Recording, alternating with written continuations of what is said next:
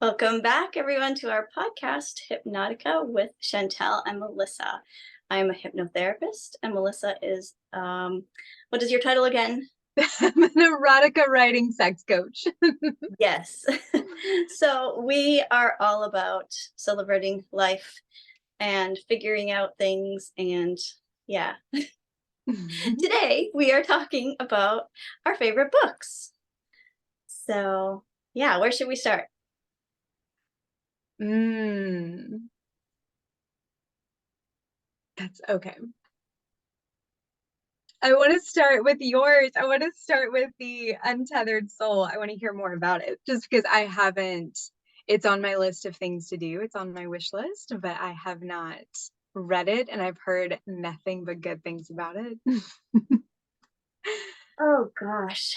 I have read so many books. I enjoy reading so much. But The Untethered Soul really just spoke to me. It just right from page one, they were talking about the internal dialogue. Apparently, not everyone has an internal dialogue, but I definitely do. I didn't know And that. yeah, they were like, wow, someone's inside my mind. Somebody understands me. Like, and just the whole idea that we are the observer.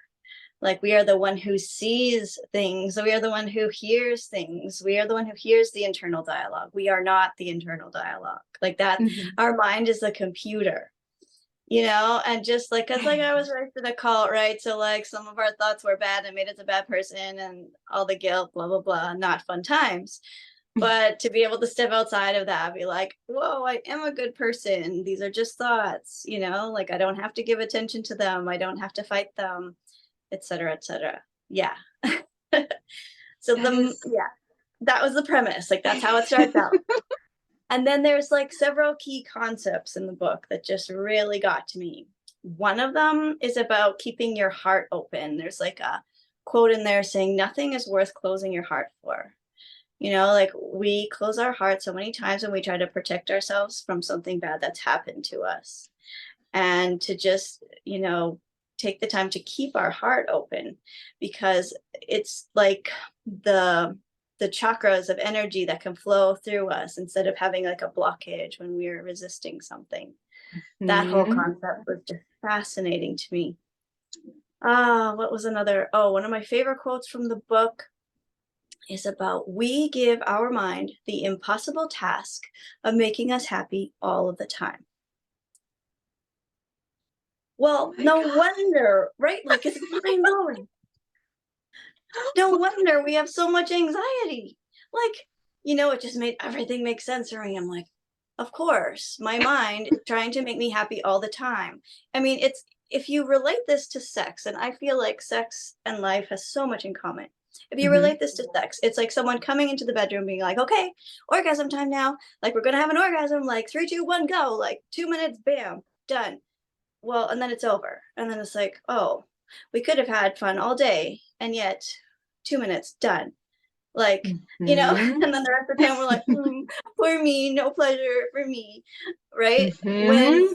we could just be turned on all the time with life and we could transmute bad things that happen to us and make and give them meaning and like, oh, there was another quote that came through this week, which was, oh, I feel like I'm going to have to read it, but it was the whole idea of when something happens to you, you just like, you learn to let it be. So Mhm. a story that happened in my life was like a lot of bad things happened in my life at this sort of at the same time or just one after another. And it caused a lot of like family dysfunction. And I was like caught up in it. Like it was like the perfect storm, if you want to give it a metaphor. And, like I was just constantly thinking, what should I do? Do I let them go? Do I try to fix things? Like I was just like, which way do I go? Right. And I found this quote, just let it be. When we let be, things come and go on their own. So it's like about finding the center of the storm or being centered in the storm. Like every storm passes, we think that we have to resist pain or repress pain, but if we can just sit with it and like just let it be, everything passes. Like the energy will pass through. There's been some scientific studies too about like how long it takes for, like a trigger to kind of leave your body if you don't give attention to it, if you just let it pass through. And like the last concept of the book was about, I don't even know how you pronounce this, the Tao, Tao, but That's it was right. about, it was what? That's right. The Oh, Tao. that's right. Okay, cool. And so like it was all about like finding the balance, being centered, not spending your life resisting. Because like if you're thinking about a metaphor, like the pendulum, so everything in life has like a good and a bad, sort of like yin yang, right? The whole idea of yin and yang. So for example, eating, right? Eating, of course, is good. We need to fuel our bodies.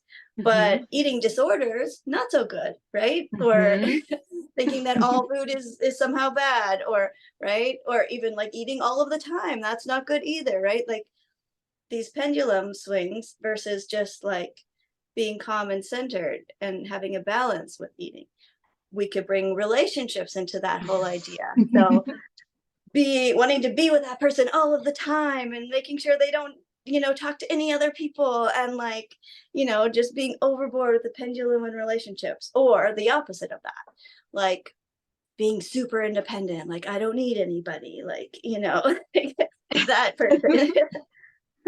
I don't want anybody, I don't need anybody. Neither of those are necessarily healthy, right? So there is a balance with that too. But when I started thinking about it, everything in life has a balance like that. I was talking to someone yesterday, they have a little toddler, and we were just commenting on like her behaviors and stuff. I'm like, she's so independent, it's so good. And she's like, oh, she's so stubborn. And I thought to myself, yes, and when you think of like a businesswoman, right? Like you've got to be stubborn. Like stubbornness can have good and bad qualities, right? Like you can just find the balance. And I don't know, I feel like I'm blah blah blah blah blah, but the No, whole idea, it's so good. the whole idea is to find balance in everything and not to like resist things, because when we resist things or make them the bad guy or evil, like that's not cool. That makes life unbalanced, you know. Not everything has to be good, bad. We don't always have to figure out who's the bad guy in order to be safe, right? We can just let it be. We can let all things exist. Like when we let all things exist, then we are not only okay with when bad things happen, but we also know that all possibilities exist and that we have the opportunity to pivot towards our preference and go towards what we want, versus having every little thing be the end of the world. Someone cuts you off in traffic, that should not ruin someone's day, but it so often does, right? So as you can see, the book was really life-changing. It's so beautiful. All of this, like all of your reflections are just really hitting home for me, especially when you're saying that we have the thoughts, we have the feelings, but we are not the thoughts and feelings, because it's so easy to get wrapped up into that and think that that's our identity. And like, no, we're just the ones having the thoughts.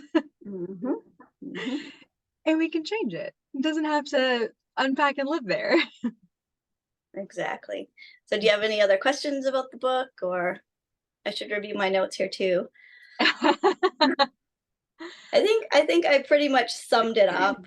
Oh yeah, there's another quote that I wrote down. Fear is afraid of itself, and it's the cause of every problem.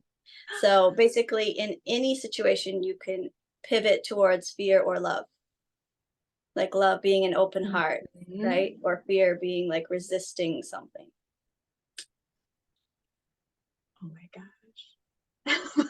Just letting that in for a another moment. like quote, our comfort zone is a cage.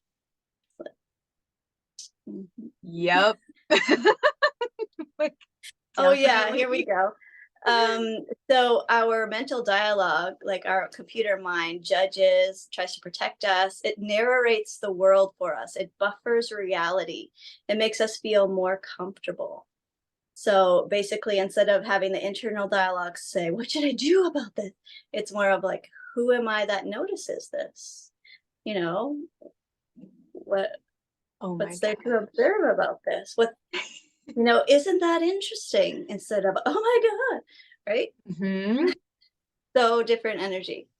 Yeah. Yes. It's like, just stop fighting with life. Stop fighting human feelings.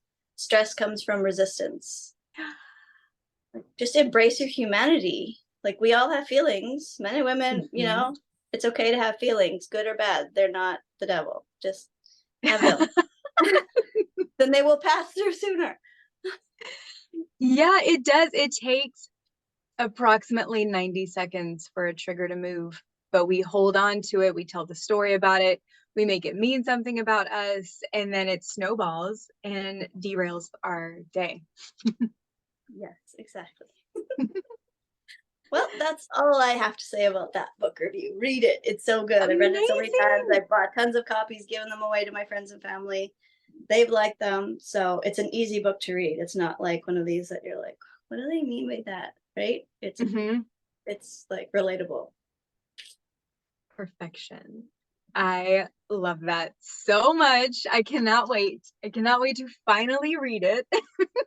Gotten It's been recommended to me so many times. So like, yes, we're doing it. The Untethered Soul by Michael Singer. Yes. I will show it to you so you can recognize it when you look it up on Kindle. There we go. Beautiful. Yes. And now your turn, your book. Yes. Oh, my book is called Pussy by Regena Thomashauer, also known as Mama Gina. So if you want to find her on the Instagrams, it's Mama Gina. I read this. I'm trying to remember how I met or like how I got in touch with her social medias. I feel like a friend of a friend of a friend was like, "Oh my gosh, you need to like investigate and see this amazing woman." And she is amazing. Shortly after I started following her on Instagram, she had published, or Pussy came to the mainstream. So, or came to the bookstores. The thing that I loved and still love, y'all, because I've read it a few times. I'm always like learning new things every time I read it. The thing I love so much about it, or the thing I really gravitated towards, was people who have pussies. I also believe this is true for men too. I'm going to speak to the people who have the pussies. It is supposed to be our GPS system. It's supposed to be what we tune into to make our decisions, to figure out what we want. We're supposed to listen to her. And I don't know about all y'all, but I was definitely taught to not be listening to anything below the waist. Absolutely not. Only if something was wrong. That's the only time I was taught to pay attention to anything below the waist, is if something was wrong with it. So and this is still something that I feel that I'm working through. It started because I think Pussy was published in 2016 or 2017. So that began the journey of what does it look like and feel like for me to tune in and like listen. And she's sassy, y'all. She's sassy. She got a lot of things to say. But it's so easy to turn off when we have been raised in environments where it's not safe to be who we are. It's not safe to speak up about what we want, and we get sucked into people pleasing behaviors. So I believe the book starts with that. It starts with the GPS system and then moves into what it is to be a radiant female bodied human. And what do you do when you run into what she calls rupture? So deep heartbreak, deep grief. How do you hold yourself in that? And one of the practices she talks about, which I do this in a much lighter way, but she calls it swamping. And it's where I'm going to use the emotion anger with talking about this. So let's say something happens and you're feeling furious about it. Get dressed in some sort of outfit that would represent your anger. Turn on music that sounds angry, and you can just beat the shit out of your pillows or whatever it is that you need to hit, or if you need to dance, or you need to just move in an ecstatic kind of way to get that energy out of your body. So we're talking about the triggers lasting 90 seconds. But sometimes when we're really in it, that emotion needs a place to go. Same thing with sadness. I also do this when I feel happy too. I usually like dance a lot when I feel like really happy. It amplifies the feeling of happiness, which I just think is fun. So, but especially with anger too, if you're swamping out anger, get it out of your system and then turn on music that feels soothing to you. So we're coming back into pleasure. This is also a key theme in this book, is coming back to pleasure, coming back to your turn on, what it feels like for you to be turned on, and not necessarily sexually turned on, but I feel this as delighted by life, enchanted by life, seeing the magic that is in front of you instead of seeing whatever you're doing on autopilot. That's just something you have to get through. How can you make it an adventure? How do you make it beautiful? How do you romanticize your life? Whatever term resonates with you, take that, roll with that. So you move through the anger in the swamp and you turn on the music that feels pleasurable to you. I personally like to tap into my sensuality with this. You're coming back to pleasure, you're calming your nervous system, so you're in a regulated state, but you honored your feelings. You honored where you were. I'm trying to see if there's anything, because all the things were popping in my head when I was the radiance, the rupture, the GPS. I think those are the most important pieces to me. It's like listening to your intuition, tuning into your pleasure, your turn on, your radiance, what that is for you, and then handling rupture when that happens. So handling deep heartbreak when that happens, and moving through that, you come back into your radiance. And when you also do that, you embrace all of your humanity, you become deeply magnetic. And it just feels good, y'all. It just feels really good to do that. Oh, I love it. Yeah, I took some notes too, and it's like appreciate, honor, experience, participate. Like participate in life. When we allow it to be, like when we, could just let life flow through us, then it's more of a pleasurable experience. Like, Yes. I mean, when you relate this to the sexual side of life too, right? Like pain and pleasure, they run along parallel tracks sometimes. Yep. Right? Like they get very close together sometimes. So yeah, basically not making pain bad or wrong. Like just like almost dancing with it, like literally, but metaphorically dancing with it instead of resisting it and repressing it. Yeah. Yep, absolutely. Which is, again, it's super easy to do when we aren't taught how to hold those more unpleasant emotions. When we're only valued for being like happy all the time or being like easygoing all the time. And then as soon as you're not, it's like, well, we don't want to deal with you. Don't want that. It's like, okay, well, all these things are here. So. And like I was watching one of my favorite shows, Orange is the New Black, this week, and there was this one riot that was happening in the prison, and one of the mothers of who used to be in the prison, who was a mother of one of the people in the prison, was just like having a meltdown outside of the prison, trying to get to her kid, trying to talk to her kid, and one of the guards just kind of like fell in love with her at that moment. Like she was not in a happy place. She was just expressing herself in her full power, and he was just like, who is this woman? Like stars in his eyes, like like it is magnetic to just express yourself Mm-hmm. and not wear a mask and try to fit in and all those things. I read the book this I read your favorite book, Pussy, this week on Kindle, and I took a couple notes myself. Yes, tell us.